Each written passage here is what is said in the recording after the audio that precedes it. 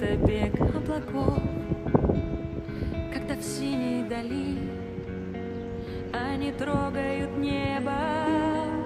Что такое любовь?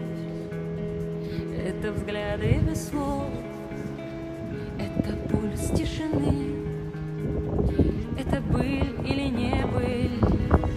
Что такое любовь?